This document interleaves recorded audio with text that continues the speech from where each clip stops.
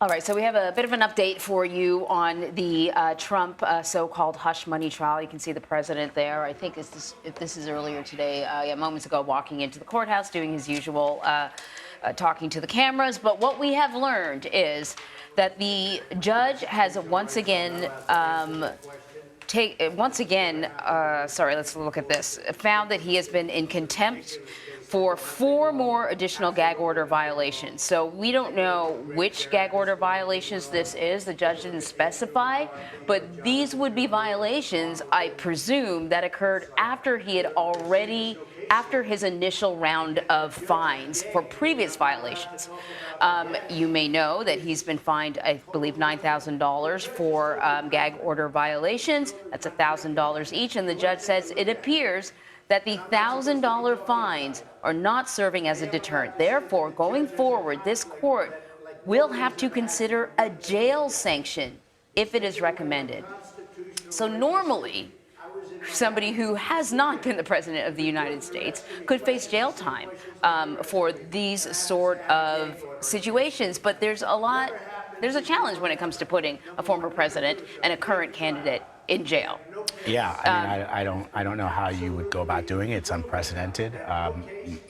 My guess is that also it feeds into what it is that many people have suggested. I think Leslie Sanchez, when she was on last week, mentioned that, this is something that nothing would please him more. Or somebody told me that recently, if it was on the air or somebody else who covers this, that martyring himself by being, sentenced to jail time would be essentially a fundraiser for him. There's the politics, but then there's also just the business of the court and of jail. This is a man who is followed everywhere by Secret Service. And if he was to be put behind bars, presumably Secret Service would have to be there as well. I don't even know how they would do it. And I think what you're just seeing here is a person who flaunts the law and flaunts the rule of law. And regardless of how he feels about the reasons why he is standing in that courtroom every single day, when a judge gives you, me, anybody, the president of the United States, an edict, no one is above it, no one is above the law or the judge's rulings, and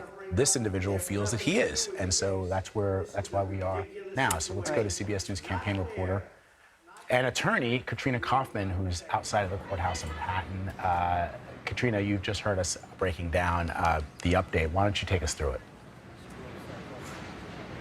Good morning, Vlad. So, yes, a powerful moment in court when Judge Merchan made it clear to Trump that jail is really on the table if these gag order violations continue. He says it's clear that the $1,000 fines are just not working as a deterrent, and he is very worried about the safety of this jury. He doesn't want them to feel fear during this process or fear for their loved ones, for that matter, and he feels like he really has a duty to protect the legitimacy of this trial and the criminal justice process. So I think you were speaking about it, but the gag order violation that he found Trump in contempt for was the one about the jury. And it was very clear the other day during the hearing that he was extremely concerned about that one. He really, really wants to protect this jury. But listen, we talked about this before. Jail time, I know it's an option on paper, and even the judge talks about how much he realizes that this would be a very serious thing to do, but also extremely disruptive. How realistic is it that a former president would wind up with jail time? How realistic is it? I mean, I guess from what the judge is saying, it is realistic at this point. He does say that the prosecution has to ask for it. He says if it's requested, but obviously it will be very complicated. There's Secret Service. The judge says that he is worried about that. But, he is also limited in what he can do for these gag orders. It's either the $1,000 monetary fine or jail. Judge says in that hearing, Katrina, the judge said to Mr. Trump, your continued willful violations of this court's lawful order constitute a direct attack on the rule of law. Can you just explain to just people who are watching,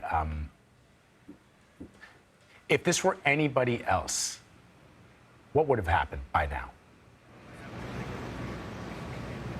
I mean, I think if this were anyone else, they would probably already be in jail. This is the 10th finding of contempt.